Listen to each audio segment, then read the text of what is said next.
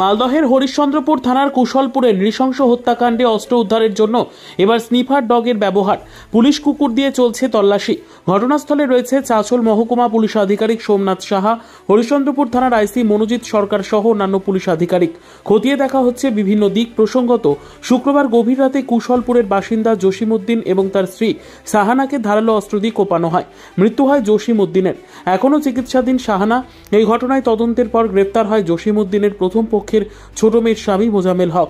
জেরায় উঠে আসে বিভিন্ন দিক। তারপরে অস্ত্র উদ্ধারের জন্য এদিন পুলিশ কুকুরের ব্যবহার করা হয়।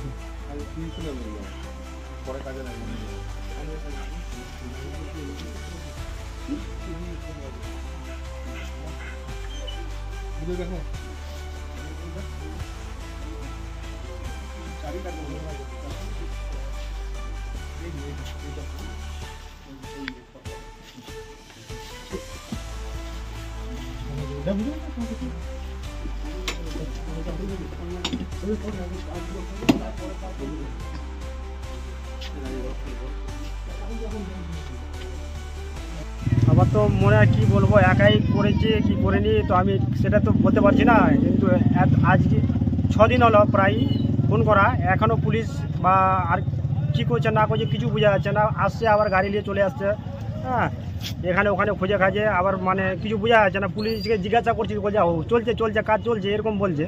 আজকে কি নিয়ে তল্লাশি চালানো হলো? আজকে ওই হাতিয়ারটা যে ছিল ওটাই মানে খোঁজার জন্য খোঁজাখুঁজি করছিল, কুকুর নিয়ে খোঁজাখুঁজি করছিল। আবার কি হলো না হলো চলে গেলো বলছে না। কোন কোন এলাকায় তল্লাশি চালানো হলো কুকুর দিয়ে? এই জমি আমাদের ঘরে, আবার ঘরের পিছন দিকে যা আছে মানে জমি জায়গাগুলো সব জায়গায় দেখলো। শুনিনি যে ওই ভারসাম্যহীন, এবং আদৌ জানি না যে ওই ভারসাম্যহীন যদি কোনো ব্যক্তি হতো ওই রীতিমতো একটা ইট ভাড়ায় কাজ করতো না, রীতিমতো প্রত্যেক হপ্তাহে টাকা তুলতো না। এবং যেটা জানা যাচ্ছে যে আমাদের গ্রামে যে একটা মেলা ছিল ডিসেম্বরের 11-12 তারিখে, ওই নাকি 11 তারিখে এই বাড়িতে এসছে। এখানে এসে রীতিমতো ওর একটা যে ছোট শালির বর আছে ওর সঙ্গে রীতিমতো কথাবার্তা বলেছে যে আমার শ্বশুর বাবু আমার শাশুড়ি মা কোথায় ঘুমায়, কী করেছে না করেছে, ওদের রীতিমতো প্ল্যান করে তার মারফতে এই খুনটা করা হয়েছে। দেখেন এখন তো এই কে আছে না আছে, এখন তো শুনতে পাচ্ছি যে পুলিশ প্রশাসন 5 দিনের রিমান্ডে নিয়ে এসছে। এবার পুলিশ প্রশাসনই বলবে যে ওর মুখ থেকে শুনবে যে কয়জন মানে এর সঙ্গে যুক্ত আছে। আজকে তো পুলিশ কুকুরে তল্লাশি চালানো হলো, কিছু উদ্ধার হলো কি? না, পুলিশ তো নিয়ে এসেছিল সুইপার ডগকে, দেখলাম, কিন্তু চারিদিকে তছনছ করে খোঁজাখুঁজি করার পরেও সেই হাতিয়ারটা মানে খুঁজে পাওয়া গেল না।